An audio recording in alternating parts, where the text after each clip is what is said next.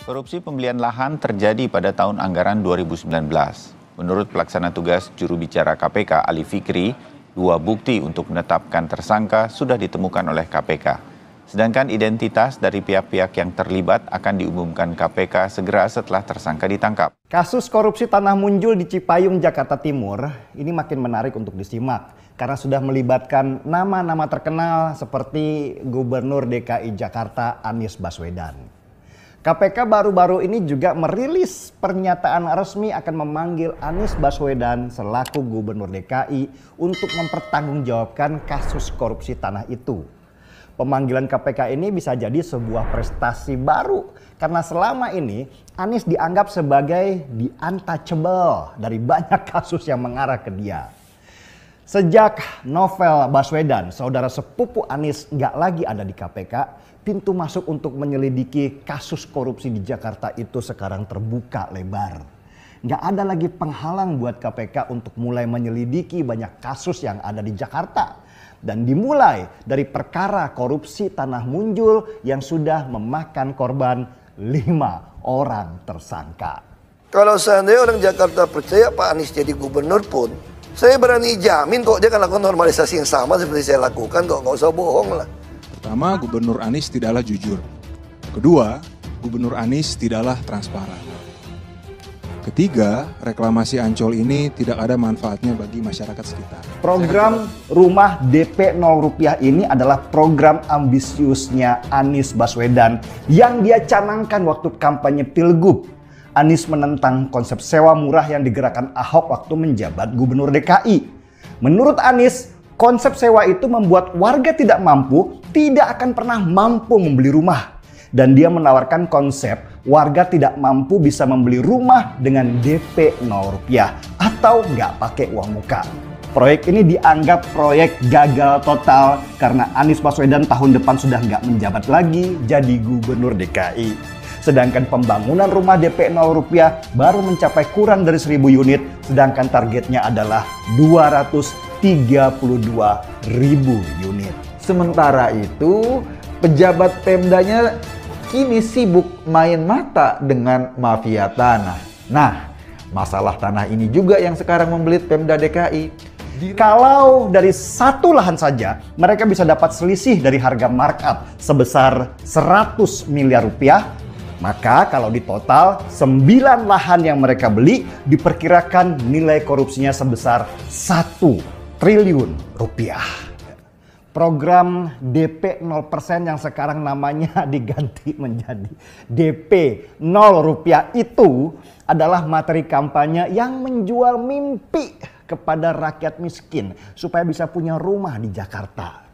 Tetapi belakangan sesudah Anies menang dan jadi gubernur, program ini ternyata hanya bisa diikuti oleh kelas menengah yang berpenghasilan 14 juta rupiah per bulan.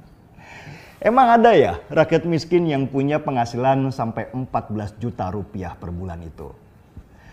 Peminat rumah lapis yang dulu namanya rumah susun itu juga sepi.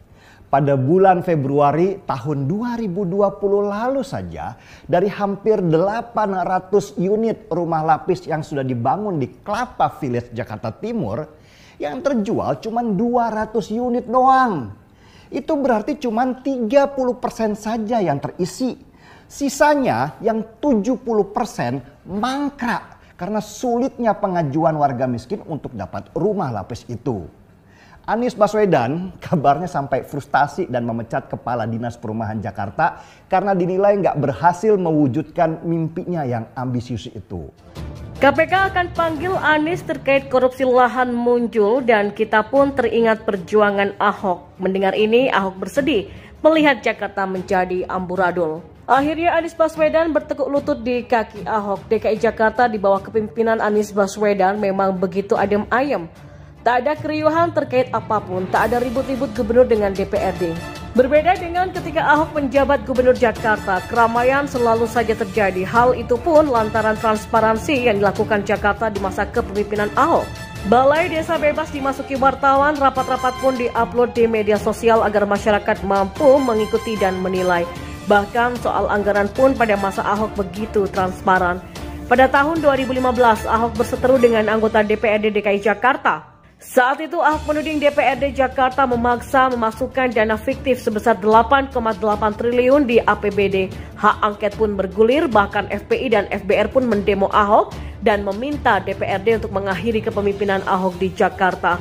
Tidak hanya itu, Ahok pun mengatakan bahwa berkali-kali ia telah mengajukan Raperda NJOP 15% terkait syarat IMB Pulau Reklamasi yang selalu dihalang-halangi. Ahok diminta menurunkannya menjadi 5%. Saat itu, Ahok sudah memperkirakan akan ada uang ratusan triliun masuk yang bisa digunakan untuk membangun rusun hingga membangun pompa untuk mengatasi banjir Jakarta. Kita pun akan ingat bagaimana tulisan pemahaman Nenek Lo menjadi viral. Ahok ketika itu mencoret anggaran siluman. Efisiensi dilakukan oleh Ahok. Bahkan karena efisiensi, masa kepemimpinan Ahok dianggap tidak punya serapan yang baik. Padahal kalau mau jujur, membuang uang untuk membuat serapan bagus itu mudah. Buat saja patung seperti yang dilakukan oleh Anies. Dulu saya sempat berpikir apakah yang dilakukan Ahok itu benar-benar nyata atau hanya bikin rame.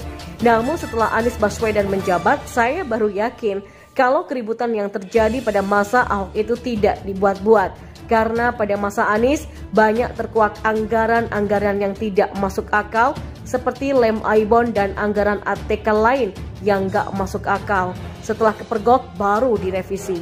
Tidak hanya itu, kita pun pernah dikagetkan dengan ribuan IMB Pulau Reklamasi yang diterbitkan oleh Anies. DPRD Jakarta saat itu mengatakan kecolongan dan menganggap penerbitan IMB itu dilakukan secara diam-diam. Tetapi yang mengherankan adalah yang namanya kecolongan itu pasti merasa kehilangan. Namun pada faktanya meskipun merasa kehilangan tidak ada upaya apa-apa. Penerbitan IMB tersebut pun tanpa NJOP 15%. Ratusan triliun yang bisa digunakan untuk kepentingan warga hilang. Masa kepemimpinan Anies memang kerap dibumbui drama anggaran yang digunakan untuk hal-hal kurang yang berfaedah. Meskipun begitu, hal itu tidak menjadi masalah karena dianggap tidak melanggar hukum. Akan tetapi, bagi orang yang mampu berpikir rasional, kita sudah bisa menilai kemampuan Anies dalam memimpin Jakarta. Hampir tidak ada kebijakan yang mengena langsung pada masyarakat. Janji-janji keberpihakannya pun hingga kini tidak bisa direalisasikan. Terkait janji, kita tentu saja ingat bagaimana Anies menjanjikan rumah tapak DP 0 rupiah bagi warga miskin. Ingat ya, rumah tapak. Dalam debat, Ahok mengkritisi hal ini dan mengatakan kalau program rumah tapak dengan DP 0 rupiah bagi warga miskin mustahil untuk dilakukan. Namun Anies tetap ngotot. Ia bersikukuh kalau dengan keberpihakan hal itu bisa dilakukan. Nah, terkait rumah DP 0%, akhirnya omongan Ahok terbukti kalau rumah tapak itu mustahil. Anies akhirnya merevisi rumah tapak menjadi rusun alias rumah lapis. Namun beberapa waktu kemudian tercium bau korupsi di pengadaan tanah untuk rumah DP 0%. KPK menetapkan 5 orang tersangka dugaan korupsi pengadaan tanah di Munjul, Kelurahan Pondok Ranggon, Kecamatan Cipayung.